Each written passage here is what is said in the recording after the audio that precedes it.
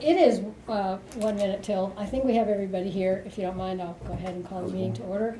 And I'm going to go over the agenda because it's kind of packed and I want everybody to kind of know what's coming and where and when.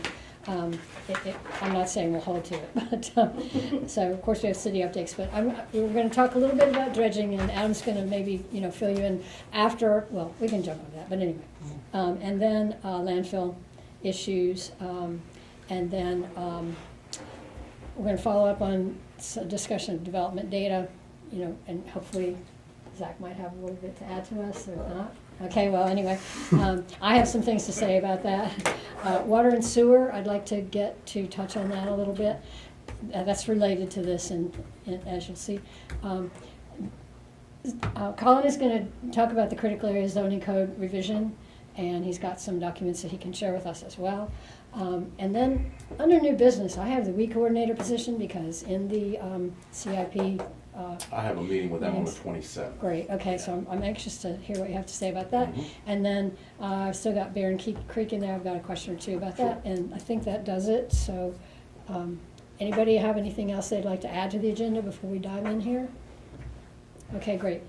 Thank you all for coming. I've been just so gratified to see this committee, here on it. John is unable to be here. I think Will, I did not hear from, so hopefully he's doing okay. Has anybody talked to him? I talked to his cohort just the other day, Yeah, okay. Galligan, Yeah. about prescribed burn, but Oh, I okay. didn't talk. Yeah, I haven't heard from him. I know his health is back and forth. So. Yeah. Okay, well, so has everyone had a chance to look at the minutes from December? Are you okay? Any corrections or additions? Not November. Okay.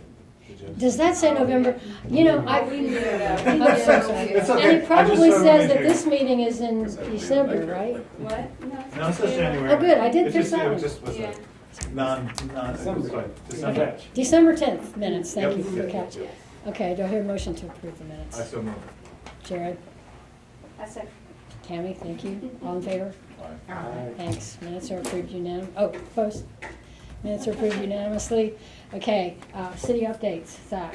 Yeah, A couple so, things as well. but- so regarding the information you requested about the developments in the past 5 years, I had building and permits and inspections send me like a long Excel spreadsheet, but it's not super digestible, so I want to be able to compile it into something that maybe was like the map that we had Okay. from the Right. last month's meeting.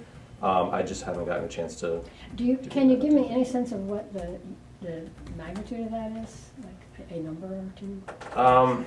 No, I haven't even looked at it deeply enough to give you a number. Sorry. And it includes multifamily Mm-hmm. units as well as single Mm-hmm. family homes. Yeah. Okay. So. Well, if you can get that to me even before the next meeting, I'd really appreciate that. Sure. Because I'm trying to get a sort of a sense of the accounting of this, yeah. Right. the payments. Sorry. So aside from that, we have a public hearing scheduled at 4 p.m. today to talk about the city's comprehensive plan. Mhm. So I can't stay for very long because I have to go and help Okay. prepare for that. But that's happening in council chambers in a couple hours. So if anybody Oh, okay. feel free to join. Did not realize that was scheduled for today. Mhm. All right. Nancy's not here, but I did receive a communication from her where she had communicated with the city about flooding in the city park. Do you know anything about that? There was apparently some what in the city park? flooding, Oh, During the most recent event? possibly, On Saturday? but I think it was also related to some construction work. Pretty dry, I can't imagine. Yeah, I was gonna say She that. sent pictures Yeah. and it was I mean, the it was park looking floods pretty often. bad. It does. It does, it always has. Yeah, It always floods But I fairly mean, often. we But didn't there's even have an inch of rain, did we? Yeah. We Yeah. got Yeah. almost an inch and a half. last Okay, week. but still. But this, I think this was before that. Okay, well, she isn't here, and I'm sorry, I don't have it. She mentioned construction, or is it I like thought this? she did. I passed by the other day and I saw the giant water pipes, so I don't know if they're doing something with the water I plant think over there. there's something, okay, City Park Water Main Project. Oh. That makes sense. And it was related to that, and there were pictures.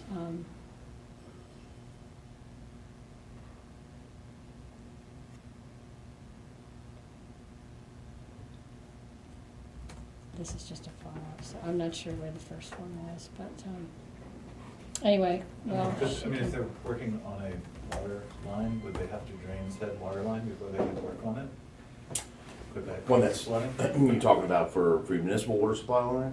Yeah, if they, I mean, if she's talking about they're doing water On main water work main and there work. was a flooding in a period of dry times, It's could possible. it be that I would imagine. they would- working on the pipe, they released something to That's, shut that would be it a lot of off? flow. or- That'd be a lot of flow though. Yeah. Typically, if you're gonna have something like that, you're gonna shut it off before you perform work. Right. And if you do have an accident, you're not gonna lose that much water. Right. I can't I'm just imagine. wondering where it came from, because Yeah, there, check out the pictures.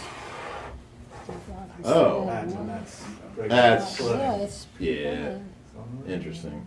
Wait a minute. She What's the submitted to background? My Coast, which is a Yeah, well, the DNR. yeah, but it's, reporting You know, page. usually would be for regular, flooding, either, Right, exactly. tidal not- flooding yeah. or actual Would release that- of water from storm. Yeah, not a. Picturing that construction. versus what we all have seen growing up here, where the basin, the entire basin is It's full, flooded. Yeah. That could be possibly from. This looks like a work that they did down construction, there, Yeah. yeah, that That was doesn't the look like impression anywhere I got. near that kind of water. Yeah, so, Looks like a mess still, but. Yeah. it does look like a mess. Yeah. Well, anyway, she sent it on, Progress. I know she sent it to Nick and to the mayor, so I thought she might be here to talk about it, but we'll move on. As I have no more information, I'm sorry. Okay. Anything else with the city? No, I mean, we're still kind of down bad over there in the planning department. We just lost another planner, so everything's extremely busy over there. Where'd they go, Worcester County? No, they Dorchester? were let go. Dorchester. So unfortunately, they were let go. So, Oh, well, that is unfortunate. yeah. Yeah. How's the survey been going for the comp plan? Have you gotten a lot of responses from that? I Do you haven't know? heard much about the survey, no. Okay. So. But no, that's all I have for things related to the city. Okay. Planning commission on their feet? Yes, we do have a planning commission. And we're meeting with them to have the public hearing Right on. with them right now, so. Trying to get them going a little bit. It's kind of a bit of a rough patch because most of them are inexperienced, so. But it's moving forward. Good. I think it's good. Okay, well, let's move on to old business. We have the first item, excuse me, is dredging and spoil site update. As I was starting to say, we had our meeting on the 14th and, no, the 10th, I'm sorry. And then there was a county council session on the whole, all things dredge oil. And that, Adam had covered, and Heather had covered some of that in our meeting, but I think, did anybody get a chance to look at that? Because it was super impressive. I mean, it was, What happened The with the county report itself, council meeting? I mean, the presentation, presentation, yeah. yeah. It I can was, certainly send that to you as well if you need it. if you could send me a link and I can shoot it to everybody, just in case. It's PDF. I can send it To fill in any gaps on what you know, questions you might have. Hi, Carol. Sorry, I was looking at your receipts. That's where it used to be. Yeah. So I don't know how much, you know, I think we had a pretty good sense of things, but I did think there were some key points that I noted in that, that I thought, you know, if you wanted to embellish that a little bit, that would be fine. I know that, you know, you talked about the partnership that you developed and the six-pillar dredge program, so. That's, yeah, the 6 pillars under the feasibility assessment. Right. Looking at longer term strategies. Do you have something you really want me to focus in, or can I just kind of go down the list Just here? give me a little. So where are we at right now? I mean, I know some folks were in attendance for that particular presentation, but I can certainly give you the PDF so you can just go through it. Where we stand right now, we fortuitously just got off a call with U.S. Army Corps from 1 o'clock. So we are, you might have heard me mention during the council meeting, we're trying to make sure that their goal was 400,000 cubic yards so they can restart at Sharps Point. Bearing in mind that these longer term desires for beneficial reuse and immediate placement of material, that's where you hydraulically dredge, have a place to put it. Those are what the partnerships are about with U.S. Fish and Wildlife. Since we've had that conversation, Audubon Society is now on board. Marches for Tomorrow is now on board. All right. DNR's I'm Roots really for glad you got Resiliency this. plan is now on board, Super. and they've actually asked for an open RFP that's due April 6th that Lori Carter's helping me work on. So this is starting to really bear fruit. Yay. Met with Colin's team today with GIS. You might have seen that during the dredge presentation as well, where they've created a dashboard for properties. We're narrowing that down now that it looks like that's gonna be the strategy with Marches for Tomorrow, Roots for Resilience, and DU and Audubon, is your close shoreline sites. The issue for the, go ahead. Well, close is the operative word, right? The issue with the upper Wycomico versus the lower Wycomico is the way it's made, right? The way the high marshes are set up. The lower Wycomico and getting out into Ellis Bay, that's where you have your most fetch from wind, that's where you have your most erosion and degradation. Your protected marshes up into the upper Wycomico don't need as much. There's not as much. The trick there is how many sites can you get with significant amounts of dredge that they can accept. That's always going to be a problem for the upper Wycomico. But again, working on it. With U.S. Army Corps just a few minutes ago, half an hour ago, they have revised their desired total for 250 total by June 2026. All right, we still got to go to the 400, but this gives us a little bit more breathing room than we thought we were going to have. Talking about Will Dyer and Ryan Galligan, we're going to do our prescribed burn here, hopefully in the next 3 to 6 weeks. So everybody bring your marshmallows. It's going to be kind of cool. Where's that? At Sharps Point. Oh, One of the reasons we don't have a great flyover assessment at Sharps Point is because every one of the full cells is completely overgrown with Phragmites. I see. And you can do your best to get in there with survey work, and the Phragmites is still 8-10 feet above your survey tools, and you're not getting very good data. We have a new flyover assessment being performed right now by Rowland Incorporated. It's an engineering firm out of Easton. They've been working with us on this project kind of from the start. We should have that within 15 to 30 days. And that's what going to do two things. Prove for the county that our contractor that moved 100,000 cubic yards to Allen actually moved 100,000 cubic yards. The truck counts, the load counts, and the basic math on the geometry of the pyramid is pretty daggone close, but I'm not cutting the last check until we have flyover data. Okay. The other thing for the flyover assessment is be able to tell the Army Corps, hey, we burned all the Phragmites and we did another flyover, we got more room than you think. Fingers crossed. Talked about the DNR RFP development, the GIS team, we're narrowing some things down. With all the potential future beneficial reuse projects that we're looking into, they take time to plan and they take money and permitting. The good news is we've got 25 plus individual representing nonprofits, state and federal players in this conversation strictly for the Wycomico, and that's a big deal. And we're on everybody's radar now. Hmm. We're on everybody's radar. On everybody's radar, and everybody's gung ho. I mean, they're like, I got guys calling me going, "Hey, man, tell dude over there to slow down because we need to make sure we get our permits first." So, yeah, he's just excited, but let's keep that momentum going. A couple other cool things: the water transportation improvement grant that Miss Lori Carter is working on. That's valued at almost $15 million. We could see that coming our way this coming year. You might have seen the press release yesterday. I'd sent some correspondence to Andy Harris's office about a month and a half ago for some, just, hey, we need some help. There's been a appropriations committee bill put through up to $5 million. You also, I think on WBOC, they put Slaughter Creek in there in Dorchester County on that, but that same appropriation that has to go through the House or the Senate next week would include Wycomico County and Nanticoke as well. So hopefully look final numbers on that. That's kind of cool. The Nanticoke River, you mean? For the dredging aspect. Yeah. It'd be a low. Nanticoke dredging, yeah. Yeah, it'd be a lower amount because that's nowhere near as No. big of a project, but I'd still throw some money towards the county to help offset those costs. That's kind of where we stand. Okay. Oh, phase 2 should start, I'd say within the next 30 to 45 days. We've got a lot of big projects out there for RFP right now on OpenGov, mostly for South 7 at the landfill, which is the top priority. So let that one get settled, then release phase 2, which is the 50,000 cubic yards that'll come to the county's property right next to the landfill.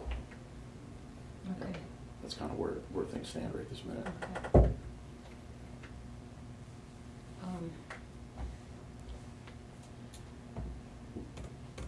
All right, any questions about dredging at this point? And yeah, thanks for that information. That's really good stuff to know. I'm glad to hear there's some demand for dredge spoil for beneficial reuse. I did see the press release, the executive's press release. I reached out to Congressman Harris's office this morning. I wasn't able to get through that. Yeah. They don't have people answering No, phones anymore like they used to. So I was a little unclear on just the details. How can we get more information on, what is in this appropriations bill and So- specifically what work will? Yeah, pretty much what I just said is as much as I know. Okay. From what I understand, because, they met with him yesterday, I'd gotten communication back from his office a week ago, and just to tell us the preliminary stages, and again, I believe the Appropriations Committee has to review this. I don't know if it's the House or Senate, but one of them has put it through. The next one needs to ratify it, I guess. Right. Once that happens, then they'll release more information on what those dollar amounts might be. I think it's in the House right now, so it's gonna have to. Right, in the House right now, so we go over. It had mentioned $4 million and change. Do you have any idea how much of that $4 million that's contemplated in the appropriation will be allocated to the Wycomico? Because it sounds like it's got to go to some different places. It was kind of broad about the Eastern Shore and dredging needs and Yeah. stuff like that. I can only tell you that I want to jockey to get as much as we can get here for the Wycomico. I know Slaughter Creek's important for Dorchester County. I was actually involved on that partly when I was still with MDE, but not taking anything away from them. The Port of Salisbury is significant as far Oh, as absolutely. its economic value. So, I'll more as soon as I know, we'll let you know. Great, we appreciate your efforts on Thank that. you. Yeah.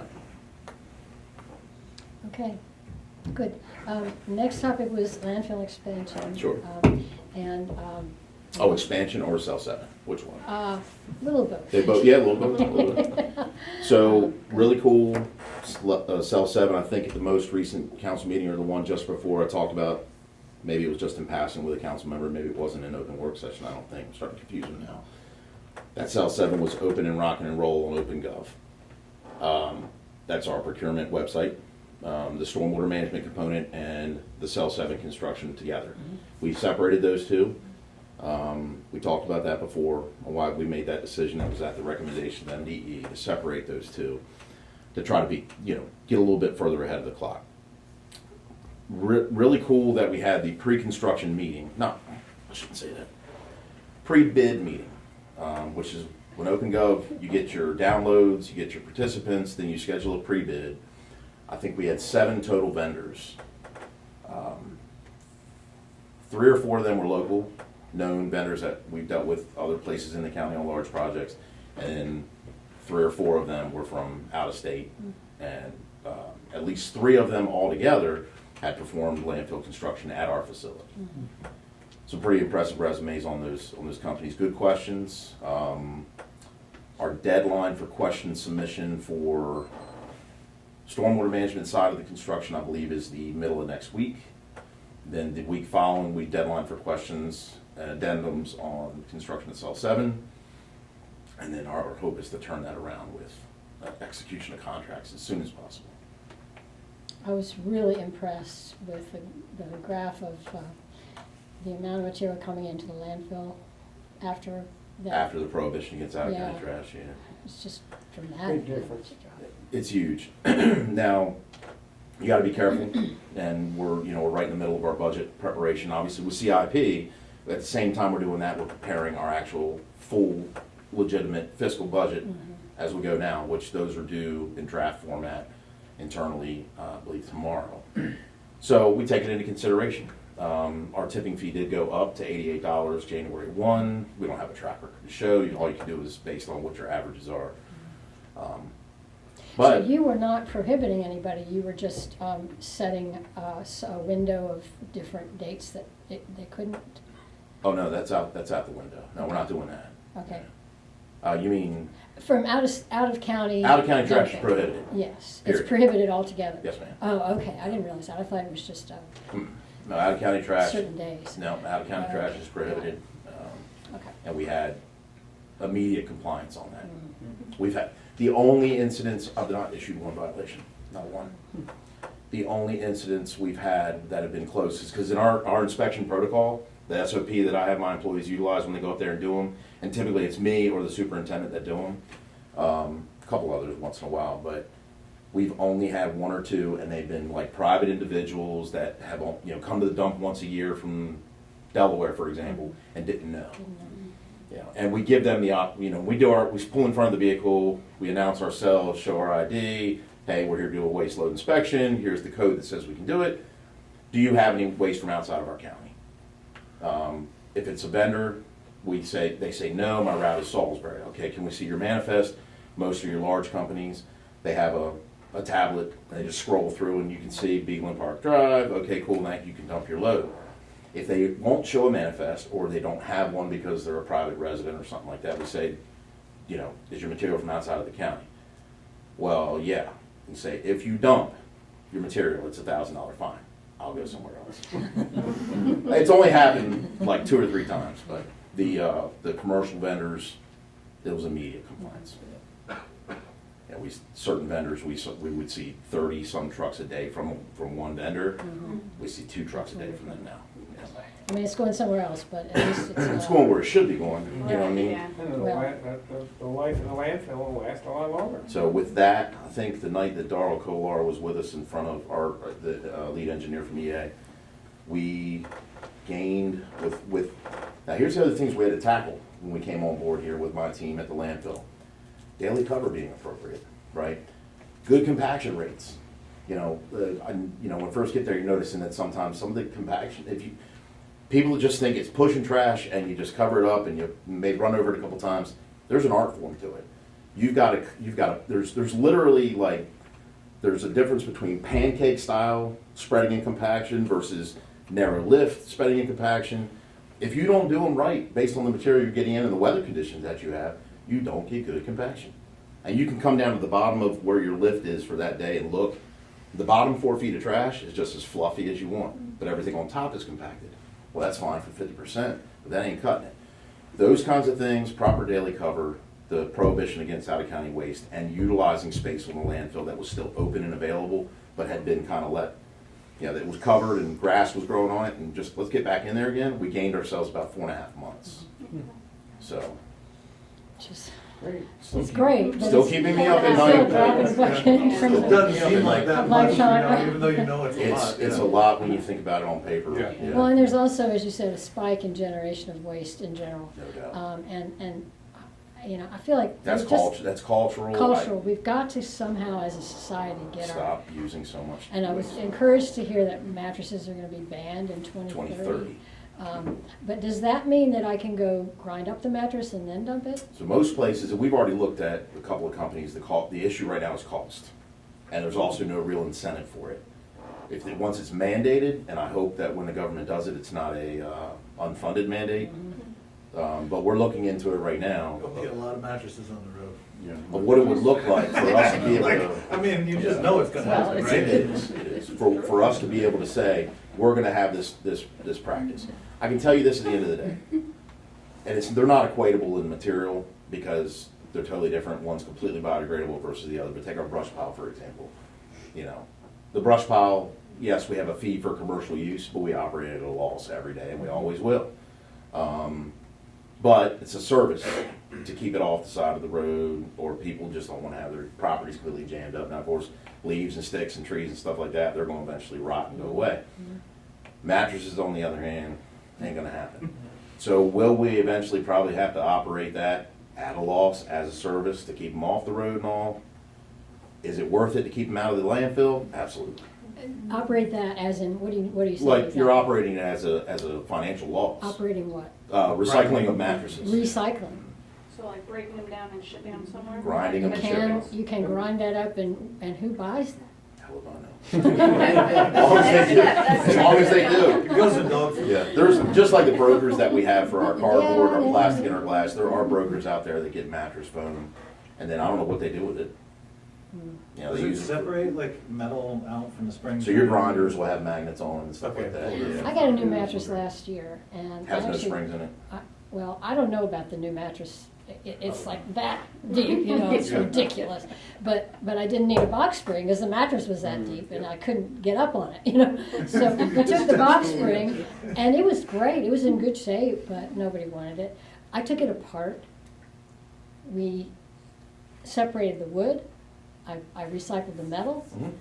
Some of the fabric I already used. I mean, I ended up with nothing. I took Yeah. all the staples out and put them in the metal bin. You want above and beyond. Yeah. If everybody would do that, it'd be great. But a mattress, I have no clue what you would do with And that. unfortunately, like I've said it before, the mattresses are horrible. They're horrible. They swim. They do. They float. They float, and they create leachate seeps. So they would never fully compact the way you want. They don't it ever to. fully compact.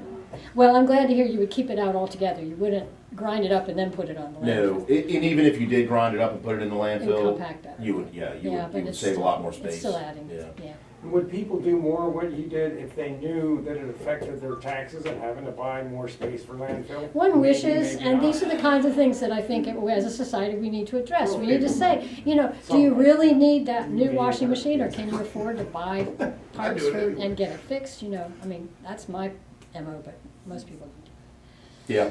Yeah. Yeah, and I'm gonna tell you, like, you know, yesterday, I don't wanna get into story time, but it's like yesterday I'm up there, you know, making my rounds and a roll-off comes up, and I'm assuming it was from maybe the university or the hospital or something like that, or maybe an apartment complex. A whole roll-off full of the most beautiful, damn near brand new couches and armchairs.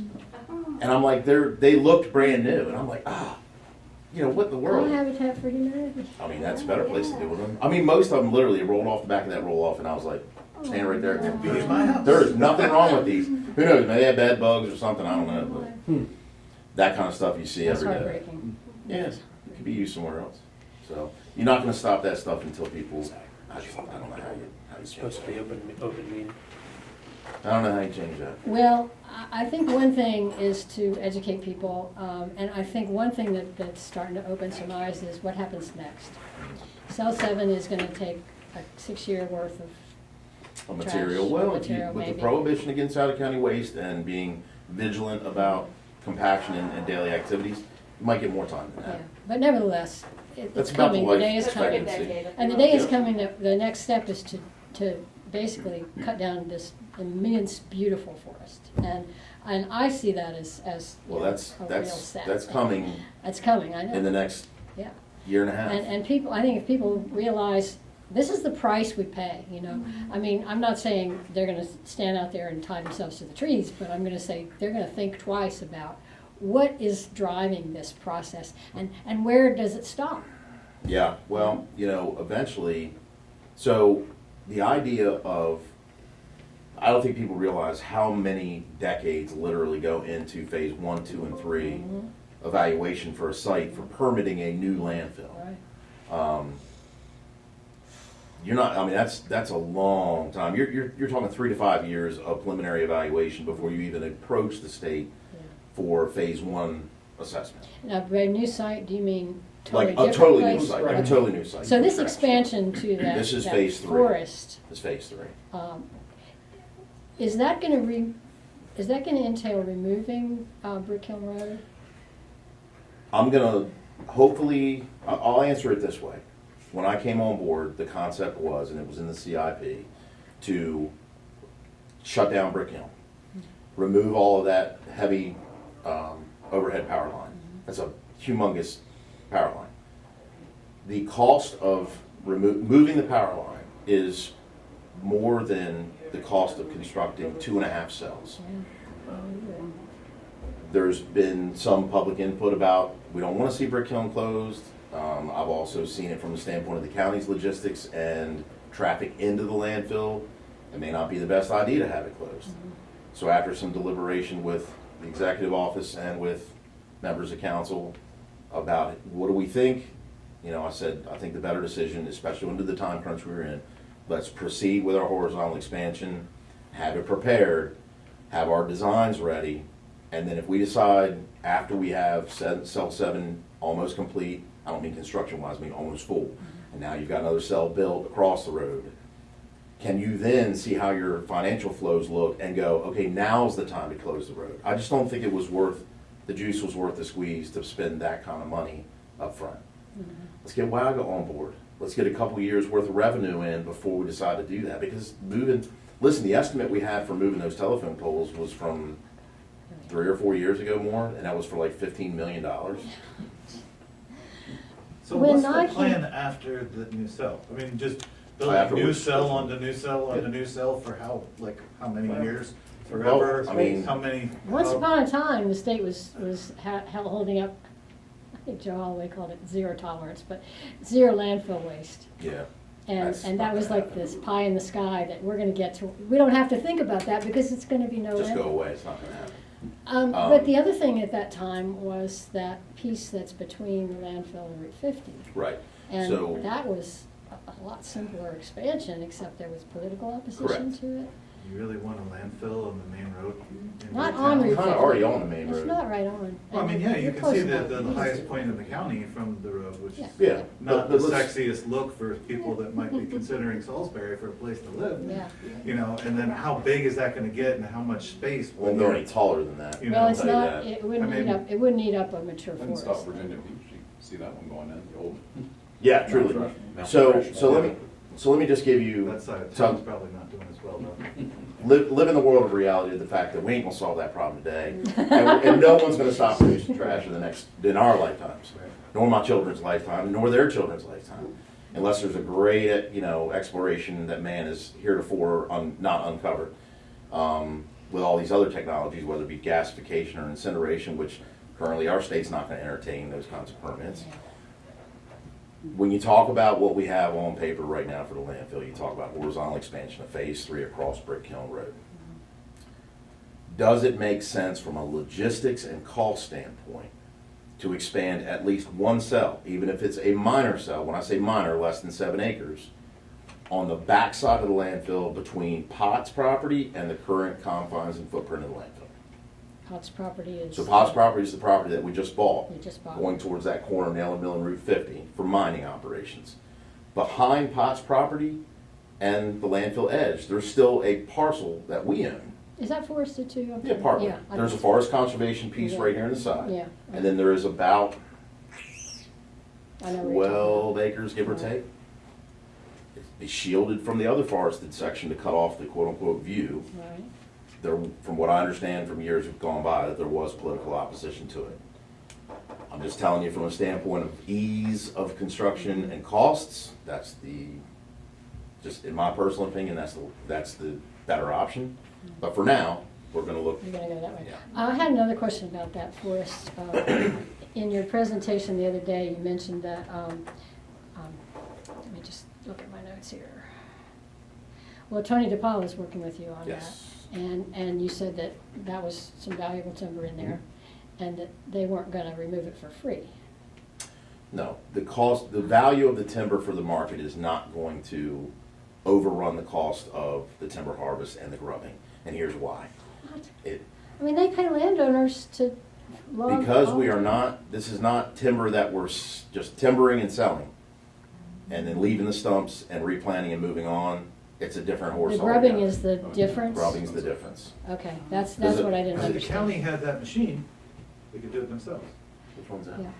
That we were talking about with Will Like and the Yeah. Mary Crusher. Mary Crusher. Mary Oh, Crusher. yeah, Whatever, yeah, yeah. But you still gotta get deeper down. Yes, for you what you're do. doing, probably, 'cause The you're trying Mary to- you don't Crusher want can go the feet roots in underground. with your fill dirt.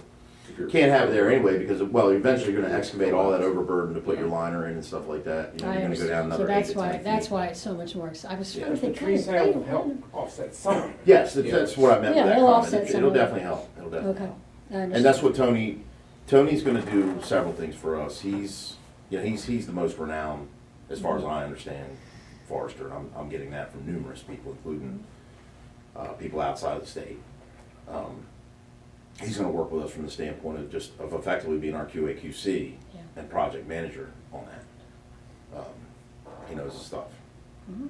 As far as mitigation of cutting that woods, can you put trees on the old cells, the retired cells, or is that a no-no? No, you gotta- can't. You gotta Yeah. keep it grass. You can't and you wouldn't be able to put them in there anyway. As soon as the old cells that are capped, you've got about that much topsoil, then you've got a rain bonnet, and then you've got clay. You don't want those roots pushing into all that. Yeah, you never get them to That grow. wouldn't- that The one thing we possibly could do on some of the old historic cells, the really, really old ones that are right back behind the scales is solar panels. Mhm. I have talked to some folks about that.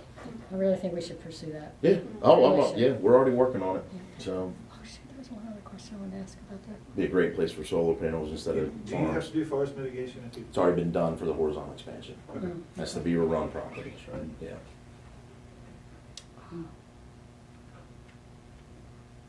Okay, well, I'm blanking, maybe I'll think of it in a minute. Okay, any other, yes? And I know that the Potts property, the long range intention is to use it as the source of. Mining material. I've heard some different estimates with respect to Connolly Mill, how much remaining suitable material is there. Sure. It's, what I've heard more recently is very different than what we were hearing back in 2017 when the county acquired that property. Do you know when the most recent geotechnical study was undertaken and by whom to determine how much suitable material remains at Connolly Mill? Yeah, the most recent information we have in our office was, I think, what was presented sometime last year. That was in that range of 10 to 15 years of material left. And that was conducted by a In-house. qualified? In-house. Okay, is there a geotechnical engineer on staff? We do not have a geotechnical engineer on staff. Okay, did it involve test borings, test pits to, the usual? I'll get back to you on that. Okay. Yeah. So that Potts property, Mhm. is that, do you have an estimate on what that's gonna add for your landfill? Timeline? Yeah. As far as daily cover is concerned? Well, I was just 'Cause wondering. that's all just we're gonna do big with it. picture, yeah. Yeah, mining. Are you gonna create another borrow pit there? Yes. then? Yeah. Okay. So could that service as stormwater management? It will. Yeah, it'll eventually serve stormwater Yeah, management. okay. Yeah. And you, oh, I know what my question was. This gets back to just landfill stuff in general. So that landfill that's there now, the mountain, Mhm. has a liner. Under the new portions of it, the modern portions, Okay, yes. The older portions have no. Unlined, yes. I can show you the maps of where those are. I think you saw them when you came to my office. I don't remember. Yeah. That part probably didn't. The- see me, I like to think of it as an elephant with its head down taking a nap. So the elephant's head's down here behind the scales. That's the old unlined portion. Okay. Then everything else kind of wraps around the abdomen, if you will, and the Yeah. top of the back, Yeah. going out towards Nail Mill Road. but- That's So the all. liner is constructed of what? It's a geomembrane, high density polyolefin. There could be high density polyolefin, high molecular weight polyolefin, HDPE. Thick plastic, right? Yeah, really thick Yeah, plastic. so what's the lifespan? Layman's talk. Yeah, sorry. Those, those liners will last the life of, they effectively are built to last the life of the landfill. Which is, Infinity and beyond. I mean, that's, Until sea level rise gets so high that it starts Just bleaching washing out. I don't think you're gonna have, if we have sea level rise that high, we ain't got nothing to worry No, about. I We ain't gotta know, worry about you know, trash. No, but, just barely. Okay, and, all right. And so the old part has no liner, so what leaches out of that, is that captured in any way, or is No, it ma'am, just? it is okay, not. it's However, just- it's very, very closely monitored. Okay, Very closely monitored. So we have quarterly sampling that's performed on a significant monitored well network. what's the age of that section?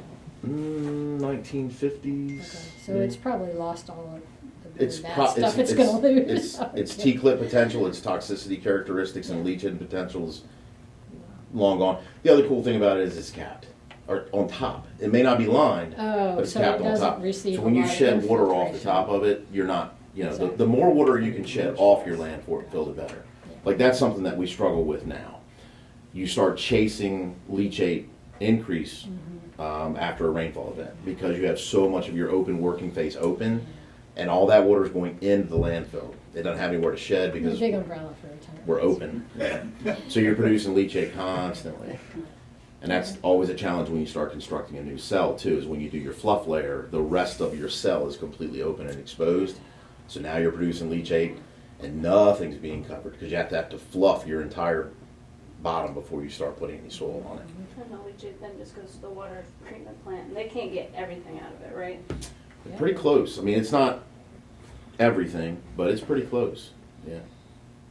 I mean, you got a significant dilution factor because we drop off our leachate at the farthest connection on the line. Citation Drive out by the airport. But you're not gonna continue doing that, right? Aren't you gonna direct pipe it? Wasn't that the plan to? We've looked into direct piping. There's two things that come into play there. And it's just cost and design and when can you construct that, right? With direct piping, it's the same process as trucking.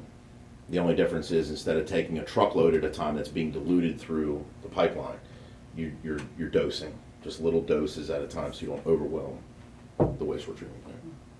You know, there's a couple other options I've looked into. Evaporation, extremely expensive, may be worth the cost. Again, I'm hoping that we can start making some of those innovations as WAGA comes on. I'm not putting all the bets, not placing all the money on that pile, but these contracts are signed. What I'm saying is the revenues, when they start coming in, this is when I want to start to be able to innovate like that. Yeah. Right now, it's working. What we have is working as far Well, and as, shoot, maybe pyrolysis will become feasible, who knows? possibly. On a large scale, possibly. Yeah, That's always the issue, Yeah. is it can it be large scale? AD, sure, Mm-hmm. yeah. Yeah, I think that's gotta be Yeah. a near-term goal. It is. I mean, we're working with WAG in a partnership that they Yeah. have with another company that's called, God, they're all very similar name. Archaea is the energy firm we're with now, and then there's Energia is the AD firm. The Energia, anaerobic energy, Energia, they're the ones we're talking with about anaerobic digestion, so. Well, I think if anybody, yes, One question back to the new estimate, what it's coming on, did you say 10 to 15 Caesar. years of soil? Fill material, yeah. Fill material, what does that Thank you. numerically, like how much what is that for the county cost?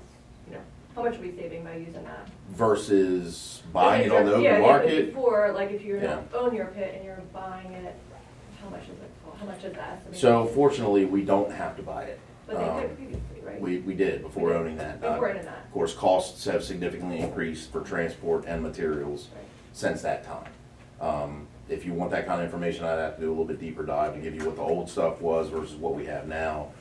The closer you can get your material to your site is gonna cut down on costs. Do you So, have any idea what we've gotten out of Conley so far? Like, total cubic yards? yeah, like what that savings has been? Um, What have we gotten? I'm I gonna know get it was I'm gonna get a estimate. finance expert to tell you that. I didn't know, well, I didn't, I mean, I can give you cubic yards of material removed from the property that long, but cubic yardage counts. The way we operate our landfill, we're not taking cubic yardage. If we were in business to sell dirt, all right, if we were Cheney Enterprises or a mine or something like that, we would have weighted bucket machines that's gonna take every scoop and then weighted trucks going across the scale every time to know what our productivity is. Our productivity coming out of Conley Mill or Potts or our own pit that's right next door. Remember, we're still mining out of the pit that's right next door down the mill as well. Right. That's based on need. You understand what I'm saying? I'm not weighing every ton of material that comes into because it's ours, we own it, we're utilizing it all does the that time. mean that it's not really measured? It's hard to put a value on that. It's used as needed because daily cover is called daily cover for a reason.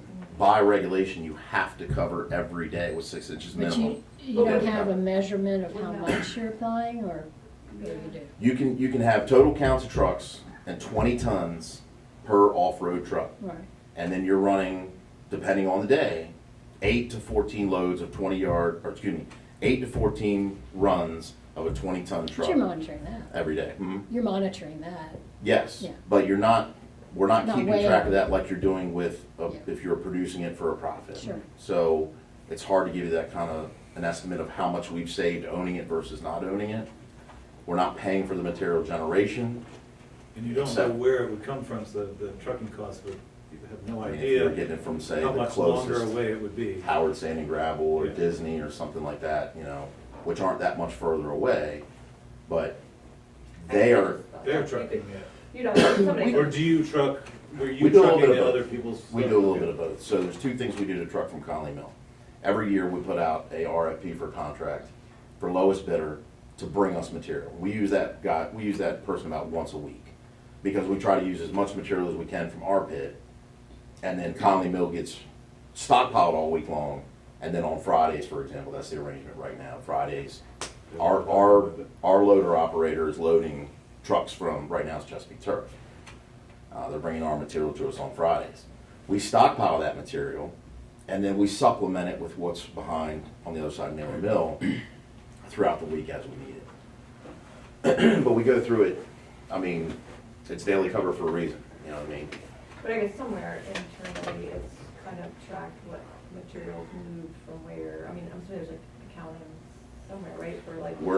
We're accounting for our fuel, our dewatering, our labor, and time and equipment. We don't account for how much material is being pulled unless there was a necessity to do an assessment on how much material is remaining. Hence, the data that I talked about was the most recent that we gave out about how much is remaining. But wouldn't the calculation of need be done to determine what's needed from any given site? Like. Let me ask you a is it- question. Based on need? Why, if I know I need daily cover every day, Uh-huh. why wouldn't I get my daily cover to my site every day and stockpile it? I'm just saying, everything seems like has an accounting function for cost or, Okay. you know, or calculation, so I'm saying If if you there's, wanna- if if you you wanna- calculate you need 6 inches by however many square feet, that's a number. The open face isn't the same size every day. Uh-huh. Some days we may have 2 open faces going. But you have to determine that, right, to determine how much you're gonna That's bring. depending on our daily operations that change daily. Right. Right. So I'm always gonna have plenty of material stockpiled. Mhm. That way I don't get caught with my pants down and not have enough material to cover. Mm-hmm. So it's a constant operation of excavation, stockpiling, and relocating to our site. Since we're not having to buy it, it would cost more to track that, wouldn't it? It would cost more to track. I don't, other than the need and making sure that I have enough, I don't see the point in tracking it from a financial standpoint, other than making sure our labor is on point, our fuel consumption's on point, our equipment usage is right, and we are putting enough equipment and enough manpower at any given site at any given day to accommodate our needs for daily cover. I guess what I'm getting at is there would have to be some sort of, if you're projecting how much is left, you would maybe be looking at how much you've used over a certain amount of time, like. it Well, just seems here's like the math to thing, me. you I feel like wouldn't- there's like math behind this There's somewhere. no It has need to to be do some that math, until so. you think you're gonna exhaust your material. How do you if- determine when you're exhausted if you don't have calculations? Because you know you have a site that physically has that much material still remaining to go, and you've confirmed it with numerical data previously. So you got 10 to 15 years left of material. I'm not gonna start worrying about whether I can stop the excavating out of that pit until I'm done. I mean, even a private mine owner wouldn't do that. I guess. I noticed you guys do a lot of, like recently, you got all these experts do these flyovers. I've been hearing about it, the landfill. Drone flyers, LiDAR, yeah. And I just wonder, is there not the same need to do that for your mining pits, for cover? You can do LiDAR there, sure. But we don't have to do it from a permit, not from a permit standpoint. But, yeah, but from a, just need to know, like, Not how from a much permit space is standpoint. left, or, that, you know, what she's always talking about. Understand, but not from a permit standpoint, so no, if I'm not exhausting the resource yet, I don't see a need to So do the it. landfill, you do it for the. permit. Capacity and volume and permit, that's required on an annual basis. I wanna know how much airspace I have left. You know, just jumping in real quick and getting us back, 'cause I know you guys have a packed agenda. Oh, hold on, I'm gonna get back to this, because I know this is about Conley Mill, and this is a packed agenda. What else can I answer your question with? Because I saw your facial expression, and I'm kind of like, how else can I Yeah. answer your question? Yeah, I see the flyover as being very needed, it sounds. Yes, at the landfill, And- permit required, and you have to know how much capacity you have left. That's filling a hole versus digging a hole. Right, and I just wonder, it sounds very similar to digging a hole, how much do I have left to dig? And- I know we have material left to dig. We've had previous data that's been presented internally and externally that says how much estimated material we have left. If I know I have 10 years of material left, I don't have a need, especially if I'm not paying for it other than my own labor, I guess what I'm. to caught up say, was that I very much trust that you're doing these flyovers, and it sounds like very honest that, you know, some expert is doing it. But when you say we don't have some expert doing it for the digging, what's left? why do we need to right now? I don't know. Well, Just Can we, as a layperson, I think we're getting in the weeds here, so Sure. if you don't mind, we have a couple of other pretty big items. If there's time at the end, we can go back to this, if you don't mind. Okay, I would like to jump over now to the development story. Which part? So this has kind of been building in my mind, for a few months, the comprehensive plan revision that's coming up, the expansion and development in the county. Yes, that's been water and sewer happening. comp plan, yeah. Yeah, and the water and sewer plan. And I asked the county to supply some data on new housing construction in the county, which we got. I'm waiting on the city still. I'm trying to get a feel for, what's the population increase in Wicomico County, and how many housing units is that going to require, and at what point are we responding to a current need or building out because there's pressure from investors to develop, and what is the picture? What's driving that? And the question about water and sewer, there was a good discussion about that the other day in terms of what's feasible and what's not. 25 to 30 years ago, there was a committee called the Greater Salisbury Committee, and others put together a visioning committee for Wicomico County. And there was a report published maybe by that committee or around the same time called the Quarter Century Report. And that one kind of laid out where is Wicomico County going to be in 2025. So it was a really interesting view forward, and a lot of us who were working on the political landscape at that time, or the community landscape, got involved in those discussions and got engaged in the comprehensive plan development at that time. And there was a committee established in the county called the Rural Lands Committee to try to hammer out some of these questions about what do you do with our rural land, how are we going to approach our rural land, and how are we going to zone. And the absolute overwhelming consensus, and there was a public opinion survey done around that same time, and the overwhelming consensus was that agriculture is the backbone of this county, and we need to do what we can to make sure that there's a viable base of agricultural land that is preserved for the future. And we did a great job on that, I think, up to now. We've been holding that as our kind of gold standard for where we're going.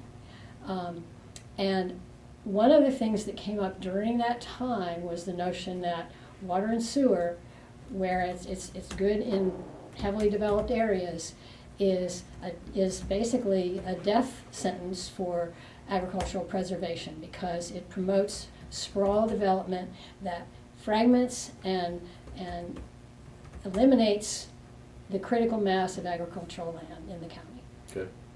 And so when I'm hearing people say, well, if we're going to pipe from Pittsville to Salisbury or wherever, we need to be able to tie in all along that pipe. You can't. You can't. Correct. And I want us to keep to that.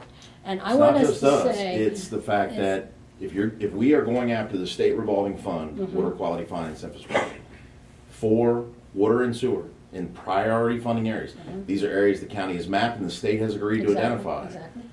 Because of failing systems, Yep. dense population. Yep. When you get the state's funding, you're signing saying you don't have any expansion. Now, in the case of Parsonsburg, Pittsville, for example, because a rural village, Parsonsburg, which is good for a rural village, it has to be within the confines of the mapped rural village, Yep. you can increase improved land by 10%. Okay. Well, Parsonsburg, for example, has about 100 lots, give or take. They can do 10 more that are within that Okay. scope. I don't see that as a problem. No, I don't see think that that's a as a problem. benefit to a rural village that already has struggling with water and sewer infrastructure Right. from an on-site standpoint. no, I actually agree. But Absolutely. yes, Yeah. putting pipe wildly out into the middle of the rural parts of this county is not, Thank that is you. not And something we I need just to do. need to, I want to make sure that we're on the same It page. has been done here. before, though, in certain places, like Ken Island is the That's prime, different. prime example of them saying, we're not gonna do this, and then they went and did it. And it was approved, and the state went ahead with it, and those Yeah, lots the are being filled in, they state were didn't not pay supposed for to it. have it. But the state doesn't have to pay for it for Correct. somebody to go ahead and do it. They can. Queen Anne's did it, Yep. and what's to stop Wycomico from doing it? Right. Right? Well, that's the So reason why I that's what think I'm the zoning concerned code about, is really is that important. the probability is there that it's gonna happen. The question is when, Okay. not if.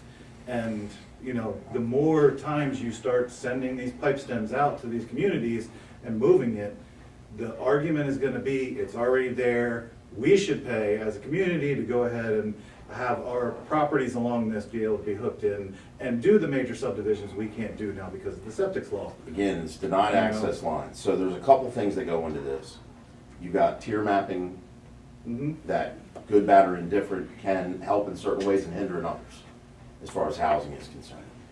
You got areas of the county with a comp plan that, this is what Tracy and Colin and our team collaboratively are working on with the comp plan update is, if you're going to have housing in the county, which I think everybody agrees there needs to be housing, the governor's pushing a housing initiative, where are you gonna put Well, it? this is where I'm worried, that's going to sprawl out into Where, well, the where, farming areas and consume. where by are the you farm. gonna put it?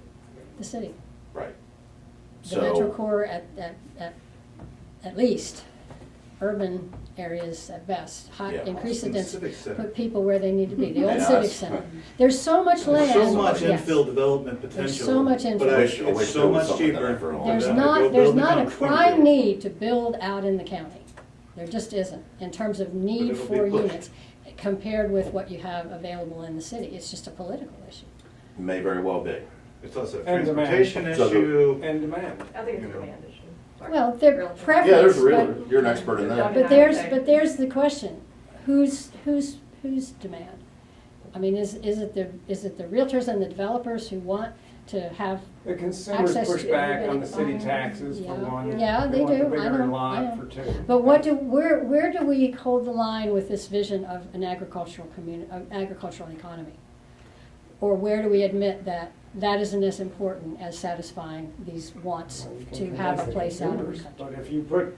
Where do we say we're both gonna be know that Sussex or we're gonna A be large Baltimore? percentage of the buyers don't wanna be in town, they wanna be close to town without, on a bigger lot on the city, without the city So- taxes. That's what I want. You're probably That's worried the- about That's what failing. they want. That's what I want. I'm not living in the I'm- city. I I'm can tell you worried that about for a fact. failing If you don't septic septic systems. down where you are, Yes. then they put a pipe down there, then what happens? Yeah. Are they gonna, Oh, down that way? like, no, I'm just saying, a Well, scenario, the like, thing that's that where has, they're the lower, thing has, that has lower land and- protected farmland and has protected rural and open areas has been the poorly drained soils, largely, you know, and agriculture being prioritized, those two things. And yes, there are always gonna be people who wanna live here, because Sussex is impossible now. Now they wanna come here and do the same thing until it's impossible. So in a lot of the agricultural lands that are prime, that are moderately or excessively well drained, or the stuff that's around them that's still forested is forested for a reason, because it wasn't worth being agriculture. Right. So what's the easier one to develop? The prime agricultural land. Easier is surely. No doubt. Yeah. So that's why, And you that's know, we have the priority preservation That's area. also why we have established. planning. That's Yep. why we have And planning, incentives that's to why we not have do certain zoning. things I'm that just aren't saying, a good everybody idea. knows that's why, Yeah. it's easier and it's more desirable. And zoning is there for a reason, and, Yeah. and the restrictions on where you can build are there for a So, reason. so just to keep everybody in perspective here as it pertains to water and sewer efforts that I'm trying to undertake. They have nothing to do with expansion of growth. They have everything to do with eliminating failing septic systems in already densely Absolutely, populated areas. I understand that. So Pittsfield, Parsonsburg, you know, the rural village area, extremely dense. By the way, when my uncle was with Maryland Department of the Environment, my, you know, idol that I went to that career pathway, he was in his prime in Wycomico County, NMD, they were ditching it. It was in the ditch. There was pipes going to the ditch. And that's not ancient history. And right. that's bivalve today. Exactly. So now how do you address issues with Our easement properties. how do you address issues with the goals that I have for water and sewer in areas like Bonneville? Yeah. All right, here's how you do it. Decentralized water supply systems versus individual wells. All right. Then you can open up more area that the person already has on the land that they own to put in a septic system. Because so many times you get down into lots like that, you might have a perfectly good 50 by 100 foot area to put in a replacement septic system, but your neighbor's well arc eats it. Yeah. So like Tyaskin, for example, or not Tyaskin, I didn't mean to say that, although that's a good example. Whitehaven, Whitehaven like is the little really, town of Whitehaven. I mean, those, I did some repairs down there when I was assisting the health department. I mean, But- when you draw it on a map and you draw this neighbor's well arc, this neighbor's well arc, this neighbor's well yeah, arc, you're toast. the space of this table was the only thing that was left. I'm not kidding when I say that. But the reality is, should Whitehaven have more houses? I didn't mean it for No, I'm just more asking, houses. I mean to Is it prevent. even a place that you want to Replace houses. sustain? you know, because we had Underwater. Hurricane Sandy I know. basically Put it underwater. was the wake-up call that, you So, know, this, and the it all days are goes numbered. into it. It all goes into it. I'm just using that as a very clear, Yeah, no, tangible but example. I get your point, and, you know, I think we just have to, I just want us to be careful going forward that we don't lose that vision that we Sure. had 30 years ago, Listen. 20 years ago, that this county would be different One of the and would preserve Yeah. something that has been thrown away everywhere else. One of the proudest things I have of my youth growing up here, and all my family's been here since the late 1600s in Somerset County and in this county. And I've always told people, is that don't judge it on Salisbury, because you can go 15 minutes in any direction in Salisbury and you're in the woods. You know what I mean? Or you're hunting or fishing. So I don't want to lose that either. Again, the aspects of the water and sewer stuff that we're trying to do right now is about No, they're- protection of they're- public health. Yeah, Protection they of are, public health. If you're gonna have growth, and it's gonna be in the core area or outside of currently annexed areas, it needs to be areas that are immediately adjacent. okay. So- So, could I ask one question? I may have been the only one still awake about 10 PM when you did that work session last yeah. week, right? But you were pressed toward the end of that discussion by Councilman Innes, Uh-huh. right? About housing. That's Yeah. that's what brought this up, because I watched it and I. You watched it. yeah. So if you're gonna Okay. have, if the state's gonna have money, Mhm. go out there, Mhm. but they're not gonna pay for any growth. Right. And let's talk about an area like immediately, all right, Mhm. prime example, and the one I've got in my head. If you look at the corner of Nanacoke Road, if you've got Pemberton Drive, Nanacoke, Yep. you've got the extension office right here. You've got all these houses that are on septic and well, that are up against that watershed. Tiny, narrow lots.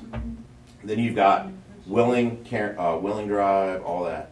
And then you've got that agricultural area that's immediately adjacent from other areas that are served by water and sewer, immediately on the other side of Nanacoke Road. Let's say you're gonna put pipe in the ground to capture all the on-site sewage disposal areas there and pull that right back into the city of Salisbury. You can't even begin to look at that as potential growth area for the city, even if you don't annex it, and be able to do it without paying from the taxpayer versus funding from the state. Well, and I understand that, and I actually read the draft master plan when it came out. I know it's under revision. Right. But if I recall correctly, there was some mention of concern within the executive office and dialogue with state officials about some flexibility beyond the 10%. And I want to make clear, I'm asking this just in my personal capacity, not for the Wycomico Environmental Trust, and I'm not as set in my vision necessarily on housing. I'd like to see the statistics when they're available, but we hear time and time again that there's not enough housing and that it's driving up prices, and if that's true, then maybe it does call for some areas of growth within the county that still contain limit the sprawl opportunities, right? Some subdivision of the A1 districting, All right. for right. example, like some jurisdictions have, as I understand it. But can you share anything about what the discussions with the state about the flexibility involve? So it's more from a policy standpoint, so that just for Yeah. a clarification on said about 10%.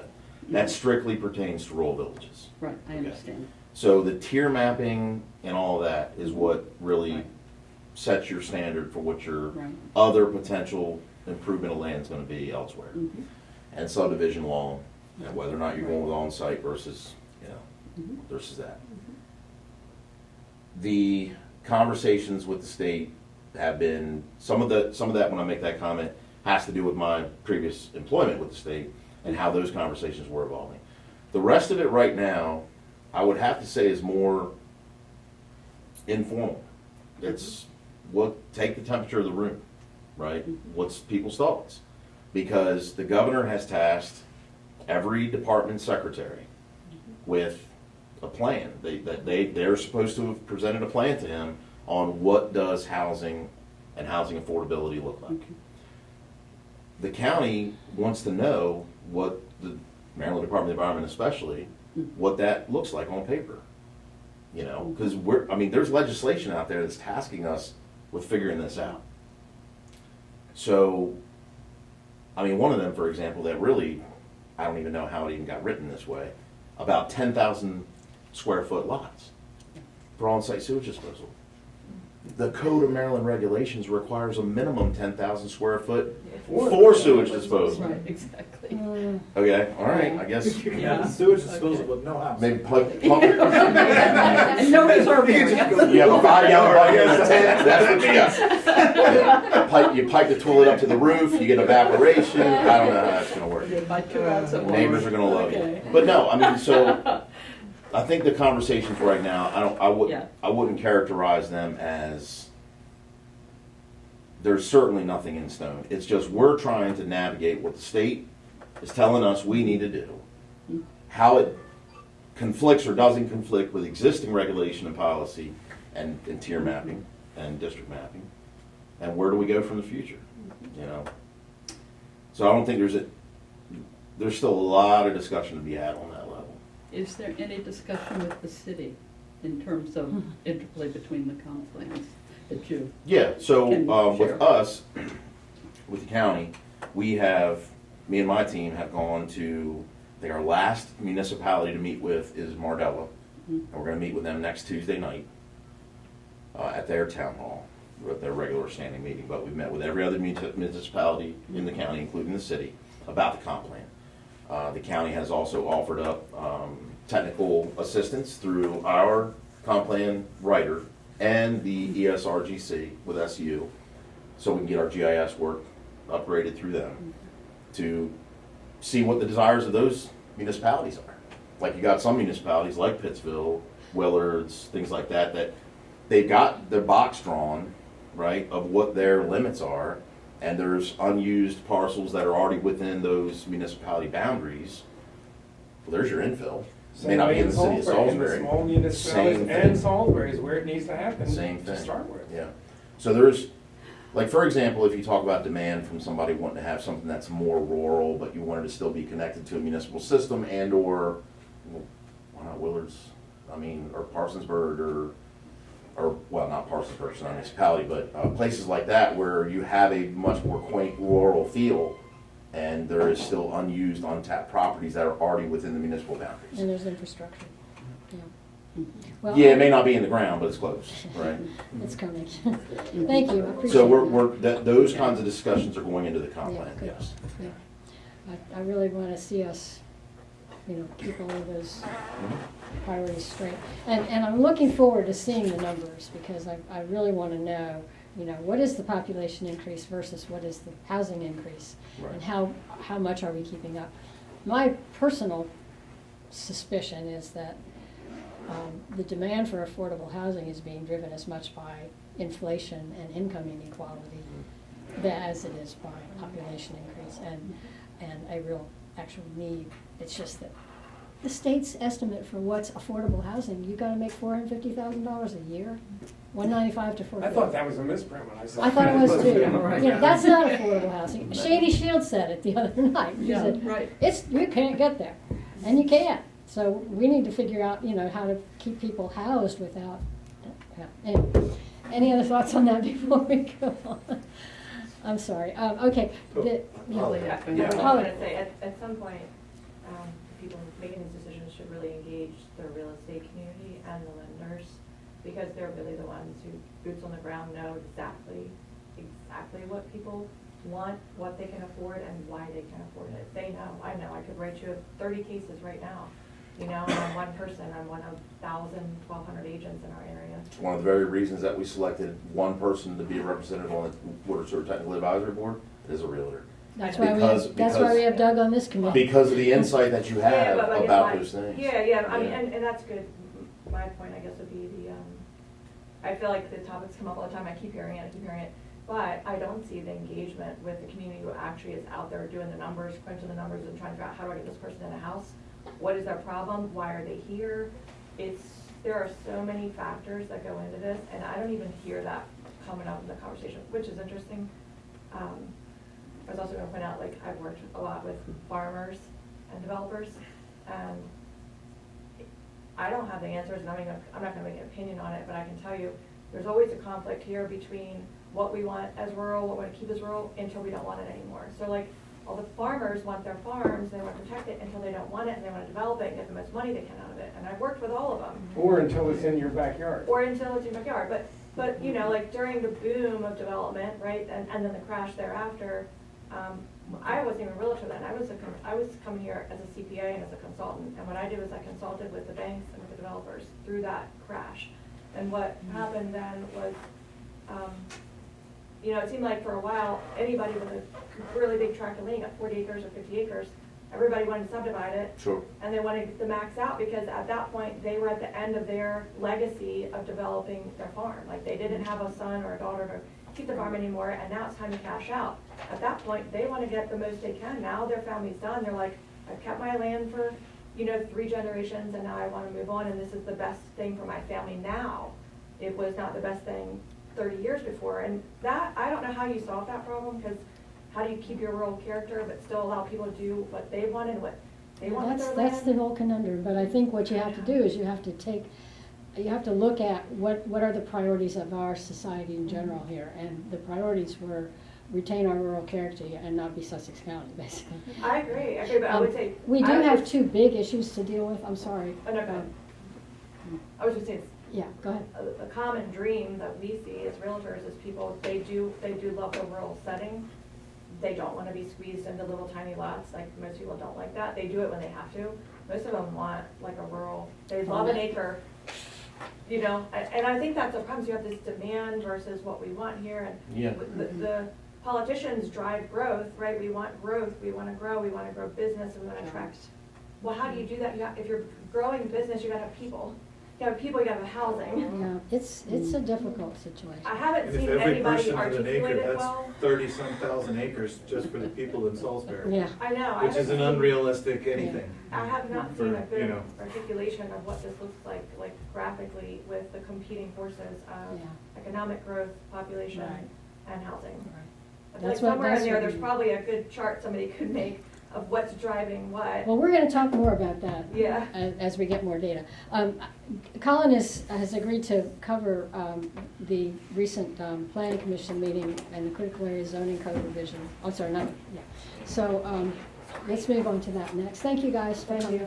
Thank you all very much. Go ahead. So right now, we are in the process of updating chapter 125, Chesapeake Bay critical area. So by regulation, we are to update or comprehensively review our ordinance every 10 years. The last time it was touched was 2011. So we are well overdue for getting up to the state's standards now. Climate resilience and equity, introducing the 200-foot buffer in the RCA. We've thrown in a couple things for administrative variance. We've also passed over transfer of development rights. Granted, we have never used the transfer of development rights in Wicomico County, but we thought it may be good to add into our ordinance now. So what we've done is we did accept a grant last year of $25,000 from the Critical Area Commission. We hired a consultant to do the work for us, with a little bit of back and forth between staff. So we utilized their model ordinance for county governments, sprinkled in a little bit of our requests, got that reviewed by the commission, and now we have since taken it through the planning commission process and got their favorable recommendation. And the next step is county council, which that'll be the biggest hurdle. No one likes a change in regulation, but for my day-to-day activities, regardless of what our ordinance says, I have to administer to the state standards. So even though it doesn't say it in our ordinance now, I have to look at a totally different document to do my day-to-day job. So this is really just getting up to date for critical area standards. With the new House bill, Senate bill introduced, yeah, about, you see that? For LDA. I'll send it to you. It's one I'm Is it reviewing right increasing? now. No. It's about Changing. proximity, yeah. like introduced as of today? Yesterday or day Yesterday? before, yeah. I didn't see it yet. Yeah. Okay. I'll shoot it to you. Separate from this, but It's got some collaboration with it, but yeah. is that right? I think Okay. so. Good. I haven't read it all the way through, but I think it might. So there's now a 200-foot buffer for the RCA. In some circumstances, yeah, it could be reduced pending lot size requirements, but that's all under the approval of the But that's grid. in the RCA, in the LDA, not in the A1. It would have RCA, right? RCA is critical area. RCA's critical area designation, Right, which so- is all A1. I don't know of any. But I thought, well, it doesn't go to, I thought RCA went everywhere, but then you had LDA and whatever within, set up within county and municipal areas where you have relaxed, but it's still critical area. Oh, I yeah. mean, if I'm in Snow Hill and I'm right there in my Well, office, but we're still in they're the critical also area, exempt. but there's different rules in town Yeah. where you've designated those zones, but it's still RCA. No, it's still critical area. It's not It's RCA. not RCA. No, it's No. no. Oh, 'cause RCA that's is rural critical resource, area. Yeah. resource Okay. conservation. Right, area. or, yeah. So that's only in the rural Right, area. but it's a similar designating, I mean, Critical critical area. area is critical area, But there's it's 1,000 also, feet there's from also a- critical area exempt acreage, right? That's right. So we do have some buffer management areas, If which are it's- areas where, It's industrial. like, or like think of like Nanticoke Acres, where every house is already 40 feet from the mean Right. high water line. So the next sequence of development, pending there was an infill lot, they're not going to make a move back 100 feet. It's basically that's the new setback. Right, And right. So, yeah. Okay. So this is the bill. This is Senate Bill 178, pre-filed, introduced in first read on January 14th. Which means it's being read today. Got it. Yeah, I'll send this your way. Okay, please. And it is called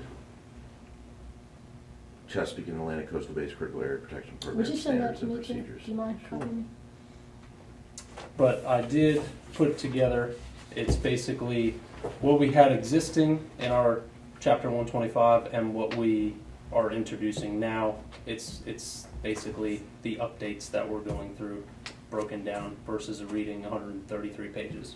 So Okay. I have a couple paper copies and I could email it. in How addition. explicit is the TDR in there?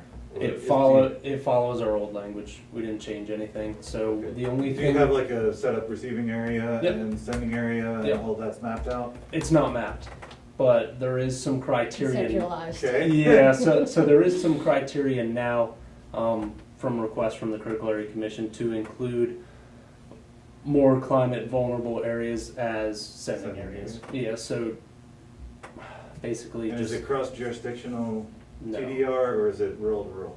it should be rural to rural. Can I get a copy? Yeah, Yeah, if you don't mind just Probably send not that to gonna be me and used, I so. can send it out to everybody. probably not, no, but It's interesting. I just don't see why you put something in a comp plan that's not gonna be used. I mean, there's no incentive to use it. I don't have to send. Do I get an increase in density if I send? can you increase density? Not in the RCA. So why would I do it? Right. It doesn't make any sense. It's just stupid. Sorry. No, it's all right. It's counterintuitive. Yeah. Sounds like you need to run for office. Just No, I because would not. it's, just because it's never being used doesn't mean it wouldn't be a viable option in the future.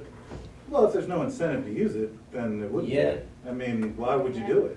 Right. The only way I would do it is if my property was underwater and you'd still let me send my density Development rights Yeah, somewhere somewhere. else. That is the only reason I would. And then the state would hold it, whoa, Well, wait. yeah, you can't do It's it on underwater, your we property, own so that. you can't Yeah. send them. State land. So it just That's doesn't- state land I now. don't see, I really see no, why Okay. anybody would do it. It doesn't Okay, make well, any sense. we just leave that. That came up, after Just- TDRs came out, TDRs came up out of that rural areas committee. There's your picture. And it was like a lifeline somehow that we threw to people like Stevie Prettyman who really didn't want to see downzoning at all. And somehow that seemed to satisfy some reservations. Okay, look, I really, really want to get to this next one because out of the blue, in my limited perspective, the weed coordinator position came up at the meeting the other day. Victoria was there to talk to the county council about the fact that we no longer have a weed coordinator in this county and what happened. And I really haven't kept up with it, I have to admit, because she has been you know, we haven't communicated well in the last couple of years. Where is she reporting now? She's M- still MDA. the invasive, She's the the noxious weed coordinator for the Eastern MDA. region. Okay. Yeah, and Jim Kaleo was actually supposed to be there, but he He didn't was. make it. He was there. No, that was her farmer friend. Oh, that was Parker? It's, no, what was his name? But they listed him as Jim. They listed him, but she said he's not able to make it, but I have this Oh, guy okay. who is my farmer friend, and he came up, and Joe Holloway said, oh yeah, he's in my district, let's bring him up. Remember? Anyway, Well, yeah, You were so a tired lot of of other that. things to look at that. One or But- two. That was but 9:30. Jim Kaleo had come to this committee years ago when we were really gung-ho on invasive species, moving that, codifying that. We got money in, Bob Cover appropriated $25,000 for the first year for a weed coordinator position, and, you know, we were rolling, but we couldn't get anybody to take the Yeah. job. Well, we did, but it didn't. And then well, they hired somebody in-house, Forrest, Whitaker. Yeah, Forrest Bellinger, yeah. And he and Victoria actually did some work out there. They soldiered on with Johnson grass, and I myself saw the effects of their work. And Johnson grass is something coming from Tennessee. I know that you do not want Johnson grass to take over where it has there. And but anyway, it seemed like it was at least piecemeal having some effect, and then that got. Anyway, so Yeah. I wanted to just revisit this and say, we as a committee are committed to seeing this weed coordinator position reestablished. If there's anything we So- can do, I know there's not staff or funding, but I'll give how you an do we update get- on that. So one of the issues with, the two main issues that you just said are the issues that unfortunately Staffing we had to funding. stop, and the staffing and funding. Yeah. However, the conversation's being reinvigorated now. I'm meeting with Victoria, and I think Jim And Jim. actually is coming from Yeah. Cecil County Okay. on the 27th, which is next week. And I want a full layout of the plan, Mhm. because this was all going on before I was Oh, here. and there was And- no buy-in from roads at that time, you know, it just wasn't, it sort of There's- went to parks and sort of went Yeah, to there, roads. yeah. There's apparently some more financial benefits to the county that I didn't know about. The state What- highway that I don't know if the county truly know about, because I don't know if the communication piece was going in the right direction. But either way, what I've promised council and the executive is, you know, I want to have a conversation with Victoria and their team, see what we can do, see how it can be structured, and then go from there. Yeah. I appreciate that, and I just wanted to Yeah. give you, It you know, has whatever to- we, the however biggest we thing, can though, is support that. The concept of the shared benefit to the county by stopping, look, the state road doesn't recognize the county road going through it. So if there's Johnson grass growing on 50 and Naylor Mill's coming through 50, it doesn't go, oh shit, that's county property, I'm not going any farther. So that benefit I understand. Yeah. There has to be more benefit to the county than that. Yeah, I thought. And that's that what I was- need to be able to yeah, do. yeah. Well, I mean, but the way it was set out, it was Jim, who was the? Jim Kaleo. But it was, Jim, yeah. who else was with Jim, Oh, that retired? There's an older Yeah. gentleman, yeah. Anyway, he was I think the not the brains, but like the original conception of it, and the counties that had the most success were Kent County, was it Howard? Well, she told me Montgomery right And- now, or Montgomery and Allegheny right now are apparently like, Yeah, I think and those are the Kent ones. had bought like 3 trucks or They cashed something like in. that, and they're Yeah. cashing in because they hired people that were a little bit more business oriented, and they were getting other business Correct. to supplement. And that's, I think, And- where it needs to play. We need Yeah. to get it to, if you can get it to the point, the issue is, with our staffing levels that we have at both solid waste and roads division, they're committed 100% of I know, their you day. can't just say, you're gonna Hey, do buddy, this you're going- on the off season. That's not gonna We need a happen. dedicated I need person. somebody that's dedicated to And that. they need to be So- dedicated technically and Yes. Well, they also spiritually. need to be entrepreneurial in it. They Exactly. have to take their own initiative. But to given go out and that, do that given stuff. that, we Here- could when roll you- with this. Yeah. When you see that, though, you say that, and I don't disagree with you. Here's another issue you gotta think about when you do say that I think people need to realize. We can wish in one hand, do you know what in the other? When the county or any other municipality, state, or anything, civil, public service, what we pay, if you want somebody that has their license and has an entrepreneurial outlook and spirit and mentality, You gotta what do give you them think a they're lot doing more right now? They own their own herbicide business. They ain't coming to the county for peanuts, right? Well, they don't Those have are the to kinds have of their things. license, as Victoria State. After 1 year, they gotta have it. They gotta have it within a Gotta have year, it. yeah. Yeah. But I know, it's When you it's say kind the of, county has to have incentive, that means Correct. financial It's incentive. gotta have financial incentive, and apparently, speaking of Victoria, the way you do that is just like he was saying in an entrepreneurial spirit, you start branching out to private landowners, utilizing the program equipment and, apparently the herbicides too, and contracting out, like mosquito control does, where they come through your neighborhood and go, hey, for $50, we'll come through your neighborhood 3 times this summer. Apparently, that's how you do it. revenue generating. Again, I need to get all the details from her. Well, and I'm then- just, I'm just encouraging you. Yeah, I to- mean, no, the way, that's- the way they were talking about it is the contracts per acre Right. or per linear foot or whatever they do it. And For hour. the highway are so much more that you can sort of parlay that into looking for other business and being able to charge less. It's like $175 an hour or something like that. Mm. Right, so you're able to take that and parlay Mhm. extra work Well, into we that at a just lower like- rate to make it affordable for Sure. landowners in the same area. But again, you have to go out and, You gotta look you know, for it. look and I- for it, and then the county's gotta say, well, look, that guy's bringing in a bunch of money, we're gonna actually pay them what they're worth, or near what they're worth, Yeah. to keep them, and have that happen, other they're just gonna peel off and do their own business. And it's one of those. That's Exactly. the incentive is doing your own business, Exactly. and then you don't get the work done for the county. Yep. Because it would be cheaper for the county too, to hire their own person to do that work,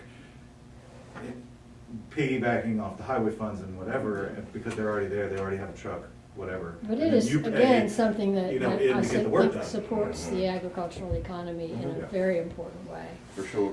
And It gives makes them, noxious you know, weeds, I mean, noxious weeds this, less yeah, this, problematic.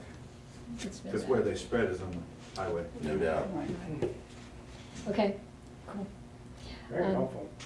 Barron Creek, did you said you had? I have Oh, one yeah, you last did. thing, one last question for you about Barron Creek, and I thought these folks would be here, but, anyway, I did want to ask,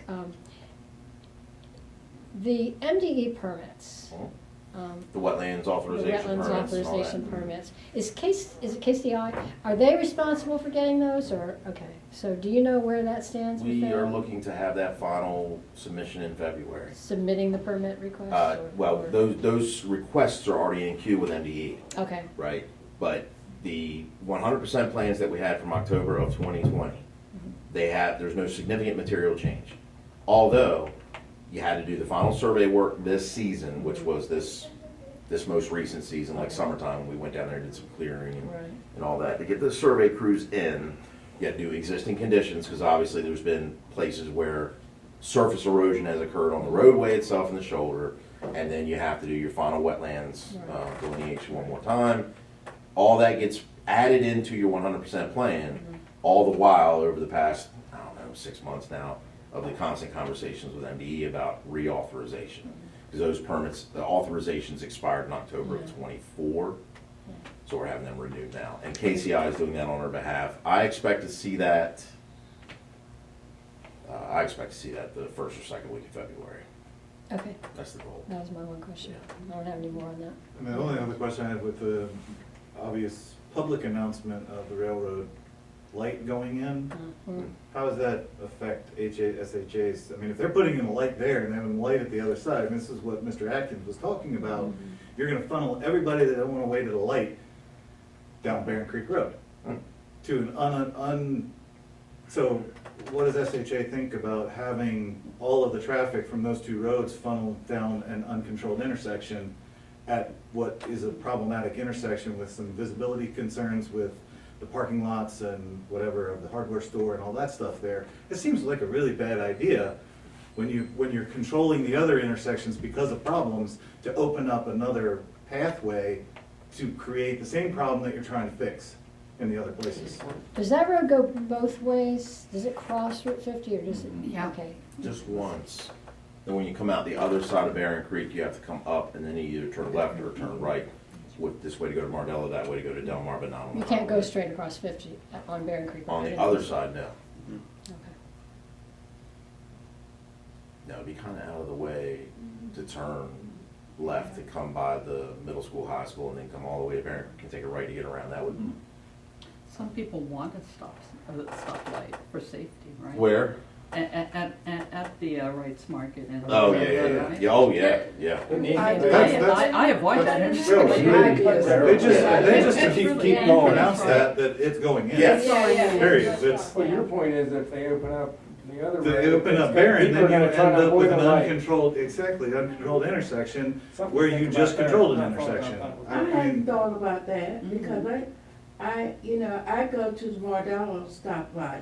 So I'm in favor of a stoplight there Right. at Wrights Market. Right, but then I if had you do never- Barron Creek through, then you don't have a stoplight and you have an uncontrolled intersection. I had never thought of it. I mean, that's one of the main things that I took away from Mr. Atkins and when he was talking to the community was, look, you're gonna create an incentive for people to miss Well, they can the block the lights, median and which make they're them already do a doing U-turn. by going to the railroad now instead, and that's caused the problem, Yeah, it needing is. a light It there. is, but So now you're gonna push all of that traffic over to Barron Creek. Doesn't cost them much. Well, I think the need for the I mean, now, of light course, was maybe better. it's only the people that are gonna turn right, Yeah. but still, it's the people that are gonna turn right, they're not gonna wanna wait at the light for the people that are gonna turn left. So, I don't know, I just. Started a whole new problem.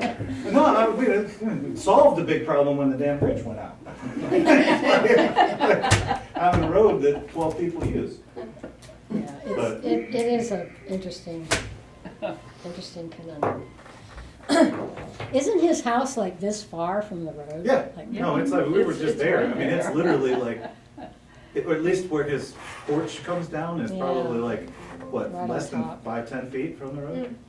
I'd say so. And that's the old, like, and if you redo the road, what is he gonna have to move his house? Was happy when that You went know? out. No, the width doesn't change. But he's the one that wants it. Oh, does it? No, he does not, he wants to leave it the way it is. No. Well, either way, so, Barron Creek, it's in the CIP, Yeah, I don't think they care either. what's that? I said that there's one house on the other side, and I don't think they care either, but maybe I'm wrong. I don't know. Zach just sent me the spreadsheet he was talking about. And you concur with his. I got it. It's a Keeps mile. going. It just keeps going, 700, 800, Yeah, I- 900, Yeah. 1,000. Oh, no wonder he wants. 1,200, 1,300, 1,400, 1,500. This is just completed or issued permits. 17, 18, 19, So he said he's gonna try to make 2,000. that. Could that be like a shed in your backyard? Yeah, it's probably all permits. It probably just needs sorted. Yeah, No way that's new construction. I couldn't imagine. Well, they It's like have anything completed, that they had to issued, do and building. reviewing. Oh, if it's Permit of including anything. apartment complexes, that might. Yeah, it's including Units every in apartment unit, every complex. dwelling Then that unit. might be. That's permitted. I'm only halfway through and I'm at 2,500, so, That seems That's fine. He said he was gonna try to synthesize that. Right? yeah. I didn't read his message, but he said, okay, we can adjourn. I really, Great bait, man. Teaching my boys how to hold a live. Great bait. what are you doing, Doug? Let me I'm see. teaching my boys how to hold a live eel barehanded. And you show them where they go to breed, right? Oh, they start SOC? Yeah. Yeah, I haven't told them that yet. Yeah, Where but they, where they mix with the European eel? And somehow they stay separate? Pretty much It's the most entire crazy Atlantic thing. Ocean. It's everywhere. all right, well, really appreciate it. All you guys, good meeting. Are we Thanks for- adjourned? Yes, we're adjourned. Thank you. At 3:32. All right. But by the way, I did understand what you were talking about, by not needing to know how much you have to dig out. It's estimated between 10 and 15 years. Like, to me, I would be starting to worry about measuring it when I knew I had from between 0 to 5 years, or something like that. And I'm like, how many years do I actually So have here's the before I need to get another When you place? look, Right, it's right, that makes a visual big difference. I'll get it, Joe. Put some on there. I know where the LED line And is. it doesn't matter You how got much it? you're saving or not, because See the it's start decision button by the on the other property side. owner. Sneak your head behind it a little bit. It's Unless just- you're gonna there you go. calculate to. There's some more how much buttons you're over gonna pay here. for the next property See that you that? might need. Then you might See need a to know button. how much We it start takes stop. to We only do argue that for it, based right? on volume, and here's the other. Yeah. I don't care about the size.